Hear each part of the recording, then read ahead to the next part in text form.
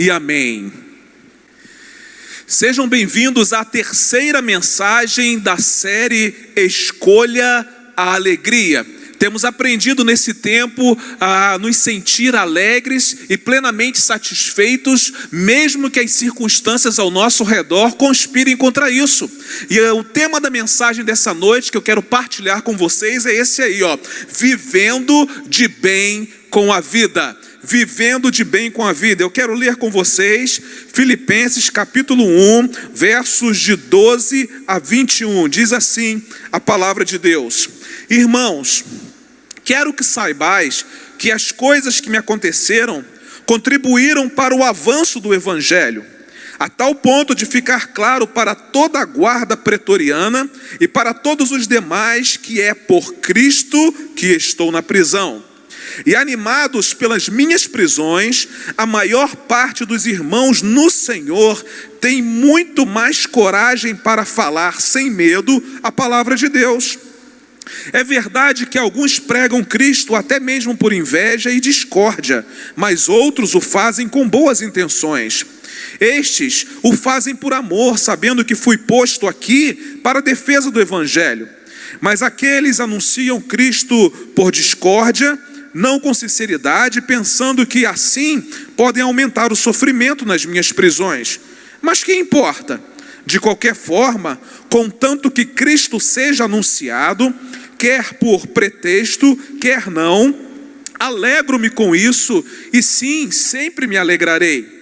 Pois sei que isso resultará em salvação para mim, pela vossa súplica e pelo socorro do Espírito de Jesus Cristo, segundo a minha intensa expectativa e esperança de que em nada serei decepcionado.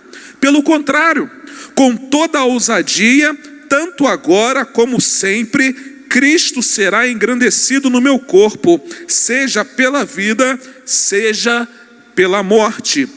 Pois para mim, o viver é Cristo e o morrer é lucro. Quem aqui gosta de viver bem? Eu acredito que todos nós gostamos de viver bem. O que acontece é que o nosso padrão de viver bem, ele é diferente do padrão de viver bem que a Bíblia nos apresenta. Quando falamos em viver bem, nós pensamos em uma boa saúde, uma boa casa, uma boa comida, um bom carro, dinheiro para viajar e comprar o que quisermos e tantas outras coisas. Mas eu quero falar de Paulo, do apóstolo Paulo, porque ele é um exemplo claro e clássico de alguém que aprendeu a viver bem, não somente na perspectiva humana, mas principalmente a partir da perspectiva do céu. Trata-se do homem que pretendia ir a Roma como um pregador, para dar testemunho da sua fé diante do imperador Nero, mas que ao invés disso foi parar em Roma como um prisioneiro. Paulo era um cidadão romano com todo o direito de apelar a César e aguardar por uma audiência diante dele. Em vez disso, Paulo foi ilegalmente preso em Jerusalém, foi vítima de falso testemunho perante o tribunal, foi identificado como um egípcio renegado, além de ter sido prejudicado pela burocracia da máquina política. E como se isso não bastasse, Paulo ganhou uma viagem pelo Mediterrâneo para lá encontrar uma tempestade e tornar-se um náufrago. Quando Paulo finalmente pisou em terras romanas, Paulo foi encarcerado e praticamente esquecido por 2 anos. Mas o que salta aos nossos olhos é que Paulo foi o homem que escreveu a seus amigos a carta mais alegre de todo o Novo Testamento. Apesar de tudo que Paulo sofreu, ele aprendeu a viver de bem com a vida. Paulo aprendeu a viver bem. Paulo aprendeu a viver, então, como nós diríamos em nosso tempo, de bem com a vida. E é com ele que nós vamos aprender nessa noite a viver de bem com a vida, a despeito de todas as circunstâncias adversas e dos ventos contrários que nós vivemos. Uma primeira lição que eu aprendo com Paulo é a seguinte: para viver de bem com a vida, seja confiante, apesar de ser vítima. Seja confiante, apesar de ser vítima. O texto diz assim, nos versos de 12 a 14, irmãos, quero que saibais que as coisas que me aconteceram contribuíram para o avanço do evangelho, a tal ponto de ficar claro para toda a guarda pretoriana e para todos os demais, que é por Cristo que estou na prisão. E animados pelas minhas prisões, a maior parte dos irmãos no Senhor tem muito mais coragem para falar sem medo a palavra de Deus. Assentado lá, preso a um soldado romano pelo braço, com algema e com uma corrente, Paulo escreveu acerca das coisas que lhe aconteceram para maior proveito do evangelho. Depois de tudo o que havia passado, Paulo considerava as coisas que muitos consideravam empecilhos como proveito. Talvez se eu e você estivéssemos passando pelas mesmas provas que Paulo estava passando, pelas mesmas circunstâncias que Paulo estava passando, talvez estaríamos amargurados, tristes, considerando uma injustiça muito grande da parte de Deus ter feito o que fez conosco, mas Paulo não. Ele estava considerando as suas prisões, as suas dores e tudo que ele estava sofrendo como proveito. Irmãos, às vezes nós nos gostamos de fazer de vítimas e achamos que Deus é injusto conosco, e por isso que nós não conseguimos desfrutar a alegria que Deus tem para nós. Mas Paulo não. Paulo, ele era confiante, mesmo entendendo que ele era uma vítima. Paulo via as circunstâncias como se estivesse abrindo caminho para maior proveito do evangelho de Cristo. Ao invés de sentir-se frustrado, ao invés de sentir-se vitimado, Paulo riu da janela aberta da oportunidade única que oferecia inúmeras possibilidades. A alegria de Paulo era uma alegria contagiante. E é fácil nós termos uma alegria contagiante quando as coisas estão muito bem.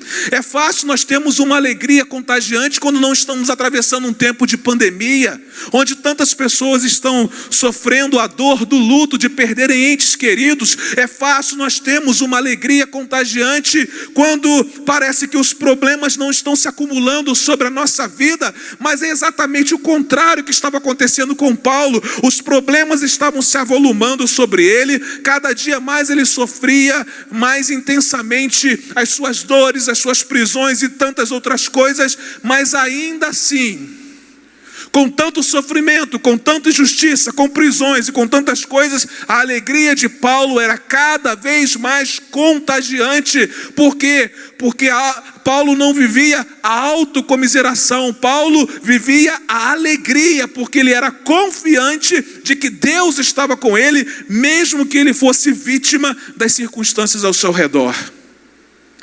Como pode uma pessoa pensar assim, em meio a tais circunstâncias? A resposta, queridos, não é difícil, não é complicada.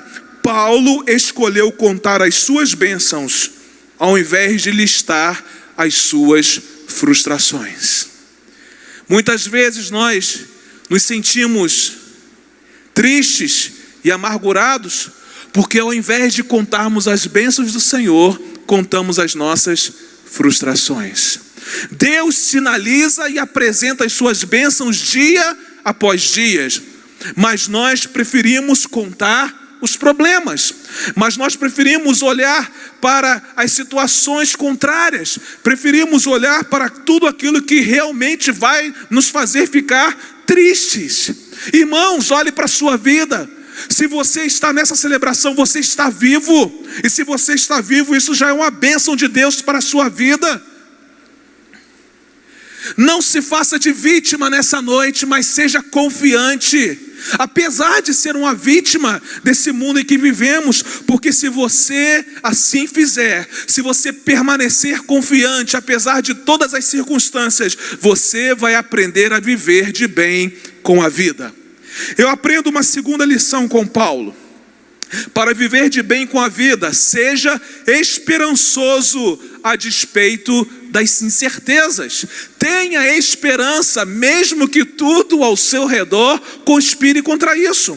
Os versos 19 e 20 dizem assim: pois sei que isso resultará em salvação para mim, pela vossa súplica e pelo socorro do Espírito de Jesus Cristo, segundo a minha intensa expectativa e esperança de que em nada serei decepcionado.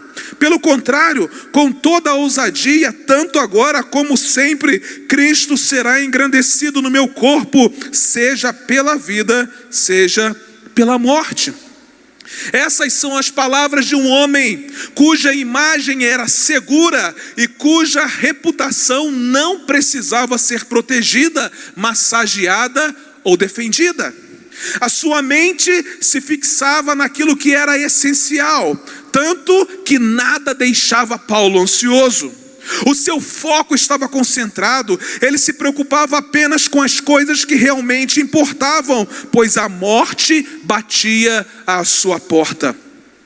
Incrível, irmãos, como Paulo tinha esperança, apesar das incertezas que ele enfrentava.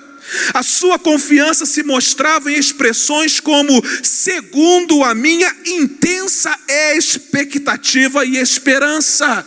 Que coisa extraordinária! Um homem acorrentado, preso, estava dizendo o seguinte: segundo a minha intensa expectativa e esperança. Um homem para o qual nós olharíamos e diríamos que não havia mais esperança para ele. Esse homem estava com seu coração encharcado de esperança, porque ele sabia que a sua esperança vinha do alto. Haviam muitas incertezas, mas Paulo não olhava para as incertezas. Paulo firmava o seu coração na esperança que vinha do alto. Em outras palavras, o que ele estava experimentando não era o fim. As coisas ocorreriam exatamente conforme a vontade de Deus, e era isso que lhe dava a paz. Irmãos, nós precisamos entender que no dia a dia da nossa vida as coisas acontecem de acordo com a vontade de Deus. E se elas acontecem de acordo com a vontade de Deus, a Bíblia nos diz que a vontade de Deus é boa, é agradável, é perfeita. E isso deve nos dar paz. Isso deve nos dar esperança. O que pode ter lhe proporcionado dor e desconforto temporariamente resultaria principalmente no engrandecimento de Cristo no seu corpo. Paulo sabia disso.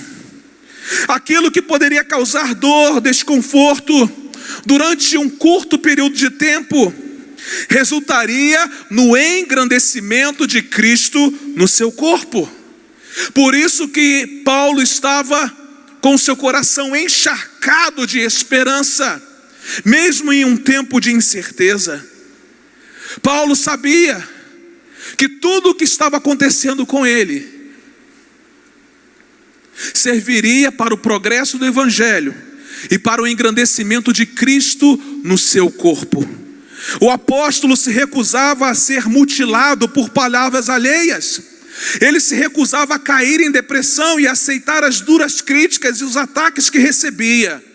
Paulo, ao invés disso, permanecia forte, permanecia otimista e permanecia seguro de si. O seu coração estava cheio de esperança, mesmo que ao seu redor só houvesse incertezas. Mesmo que haja muitas incertezas ao seu redor, você pode viver de bem com a vida se você confiar em Deus. Paulo era confiante a despeito das incertezas ao seu redor, e por isso ele era capaz de viver de bem com a vida. No dia em que nós confiarmos plenamente em Deus, mesmo que haja muitas incertezas ao nosso redor, nós vamos aprender a viver de bem com a vida. Eu aprendo uma terceira e última lição com Paulo. Para viver de bem com a vida, seja feliz, pois Cristo é suficiente. Olha que expressão linda que Paulo disse na sua carta aos Filipenses, verso 21 do capítulo 1. Pois para mim o viver é Cristo e o morrer é lucro. Porque para mim o viver é Cristo e o morrer é lucro. Que coisa extraordinária! Paulo era feliz e completamente feliz, porque ele sabia que Cristo era totalmente suficiente para ele. Somente Cristo pode satisfazer você, com muito ou com pouco, sendo conhecido ou não, vivo ou morto. E a boa notícia é que a morte é só o começo de um viver de deleites, e isso é o suficiente para que você volte a sorrir. O segredo de viver contente é o mesmo segredo de encontrar a felicidade. Ambos residem na centralização em Jesus Cristo. A busca da felicidade é a busca de uma vida centrada em Cristo, é a busca de uma vida controlada por Cristo, porque Jesus Cristo é suficiente. Se o dinheiro for nosso objetivo, podemos viver com medo de perdê-lo, o que pode nos deixar paranoicos e desconfiados de tudo. Se o objetivo da nossa vida for a fama, podemos nos tornar competitivos a fim de que ninguém nos substitua, o que poderá nos tornar invejosos. Se o objetivo da nossa vida for o poder e a influência, podemos nos tornar autossuficientes, teimosos, o que fará de nós arrogantes. Se o objetivo da nossa vida forem os bens, nós nos tornaremos materialistas, achando que o suficiente nunca é suficiente, o que nos tornará gananciosos. Todas essas buscas vão contra a alegria. Para viver de bem com a vida, Cristo precisa ser suficiente. Por que muitas vezes nós andamos frustrados pela vida? Vivemos de mal com a vida, porque Cristo não é suficiente para nós. Achamos que a nossa família é suficiente, achamos que os nossos recursos são suficientes, achamos que a força do nosso braço é suficiente, mas a gente percebe que todas essas coisas falham. A família falha, o nosso braço falha, a nossa inteligência falha, mas Cristo nunca falhou, não falha e nunca falhará. Ele é suficiente. Toda a satisfação da nossa vida precisa residir na pessoa de Jesus Cristo. Caso contrário, todos nós estaremos fadados a viver frustrados, amargurados e infelizes. Por que o apóstolo Paulo era capaz de viver de bem com a vida, vivendo a situação que ele estava vivendo? Porque Paulo era feliz, sabendo que Cristo era completamente suficiente. É possível viver bem, é possível viver de bem com a vida, ainda que as circunstâncias ao nosso redor não sejam as melhores. Paulo nos ensinou então, com a sua experiência, como viver de bem com a vida, mesmo atravessando os vales mais profundos da nossa existência. Nessa noite eu quero relembrar a você 3 coisas interessantes a respeito da vida de Paulo que o faziam viver de bem com a vida. Para viver de bem com a vida, seja confiante apesar de ser vítima. Seja esperançoso a despeito das incertezas e seja feliz, pois Cristo é suficiente. Que a palavra de Deus encontre espaço no seu coração e que você permita que o Espírito Santo de Deus ministre profundamente a você, para que a partir do dia de hoje você aprenda a viver de bem com a vida. Nós vamos adorar ao Senhor com essa canção. E enquanto cantamos essa canção, enquanto adoramos ao Senhor com essa canção, que você possa aprender a viver de bem com a vida. Que Deus o abençoe.